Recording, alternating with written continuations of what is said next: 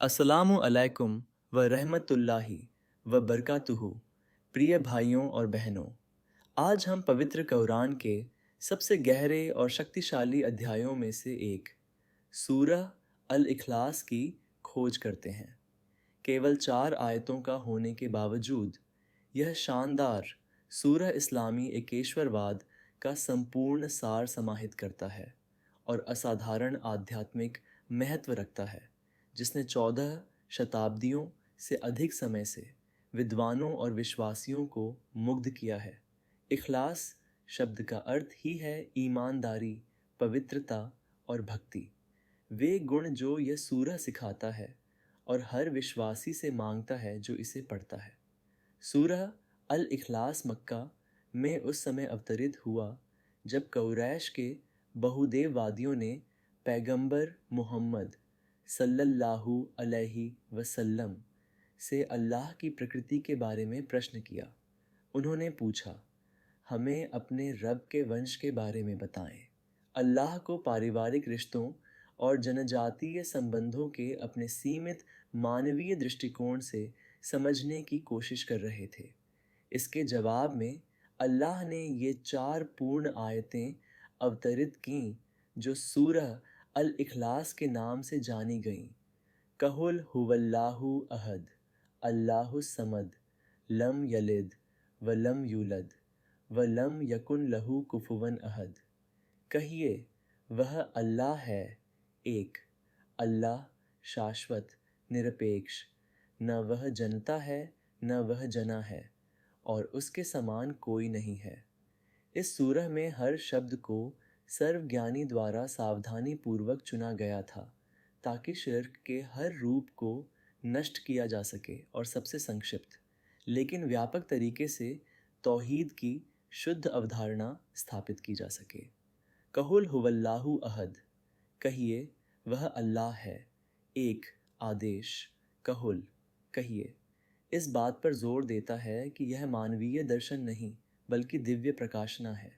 अहद का मतलब केवल संख्या में एक नहीं है बल्कि वह अनोखा एक है जिसका कोई साझीदार, कोई बराबरी करने वाला और उसकी दिव्यता में कोई प्रतिद्वंद्वी नहीं है।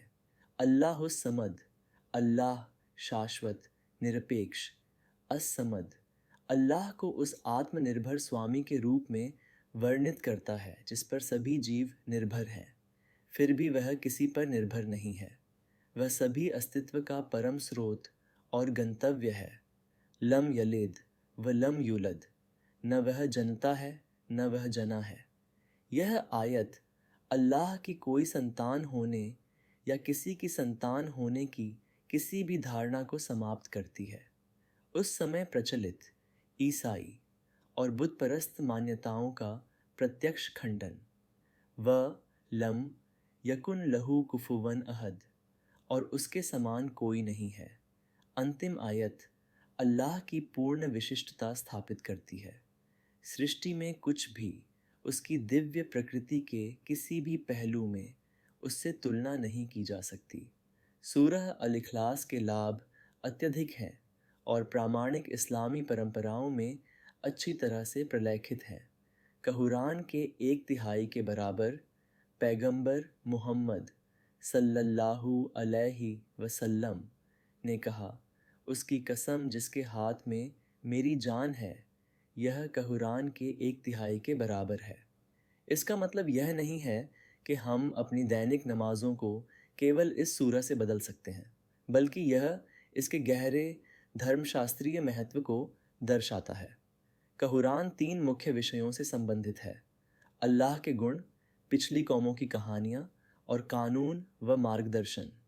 सूरह अल इखलास पहली श्रेणी को पूर्ण रूप से समाहित करता है।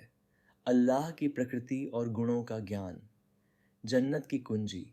पैगंबर सल्लल्लाहु अलैहि वसल्लम ने कहा, जो कोई कुल हुवल्लाहु अहद 10 बार पढ़ता है, अल्लाह उसके लिए जन्नत में एक घर बनाएगा। सुरक्षा और आशीर्वाद। सूरह अल इखलास का नियमित पाठ दिव्य सुरक्षा लाता है। पैगंबर ने इसे सूरह अल फलक और सूरह अन नास 3 कुल के साथ हर सुबह और शाम 3 बार पढ़ने की सिफारिश की थी पूर्ण सुरक्षा के लिए। आध्यात्मिक शुद्धिकरण।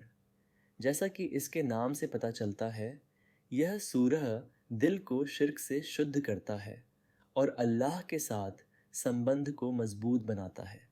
यह एक आध्यात्मिक साफकर्ता का काम करता है। अल्लाह की एकता और प्रकृति के बारे में संदेह को दूर करता है। क़यामत के दिन सिफारिश। जो लोग समझ और ईमानदारी के साथ इस सूरह को बार बार पढ़ते हैं, वे इसे क़यामत के दिन अपने लिए सिफारिश करते हुए पाएंगे। कई प्रामाणिक हदीसें इस सूरह की असाधारण स्थिति पर जोर देती हैं। अबू सईद अल खुदरी रज़ियल्लाहु अन्हु ने रिपोर्ट किया, एक आदमी ने दूसरे आदमी को कुल हुवल्लाहु अहद बार बार पढ़ते सुना। अगली सुबह वह पैगंबर सल्लल्लाहु अलैहि वसल्लम के पास आया और उन्हें इसके बारे में बताया, यह सोचकर कि यह बहुत कम है। पैगंबर ने कहा, उसकी कसम जिसके हाथ में मेरी जान है, यह कुरान के 1/3 के बराबर है। आयशा रज़ियल्लाहु अन्हा ने वर्णन किया, पैगंबर सल्लल्लाहु अलैहि वसल्लम ने एक आदमी को एक अभियान का प्रभारी बनाकर भेजा और वह अपने साथियों की नमाज का इमाम बनता था और अपनी तिलावत को कुल हुवल्लाहु अहद के साथ समाप्त करता था।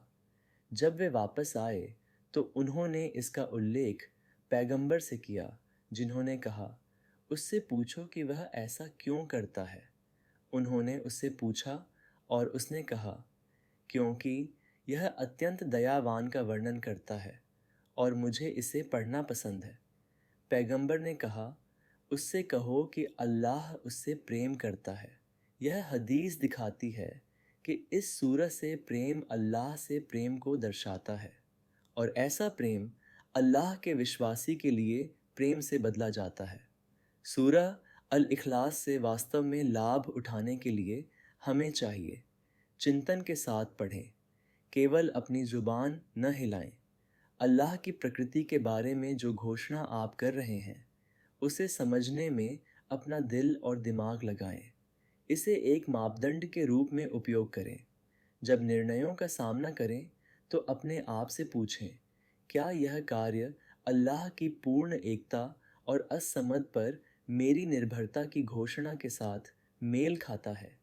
इसे दूसरों को सिखाएं। परिवार के सदस्यों, विशेष रूप से बच्चों के साथ इसका अर्थ साझा करें ताकि उनके दिलों में शुद्ध तौहीद की नींव बनाई जा सके। इसके माध्यम से सुरक्षा मांगे।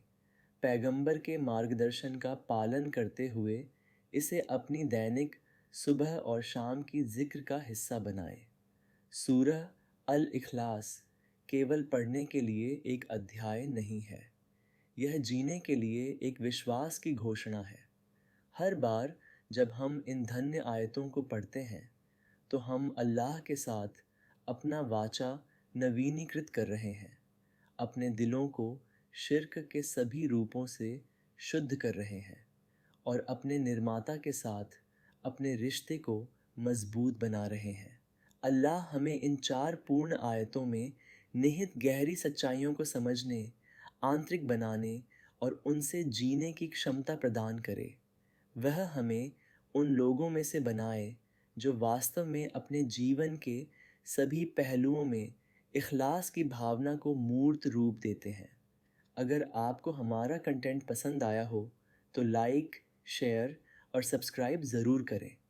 आपके समर्थन से हम और अधिक मूल्यवान और प्रेरणादायक इस्लामिक कंटेंट ला सकेंगे।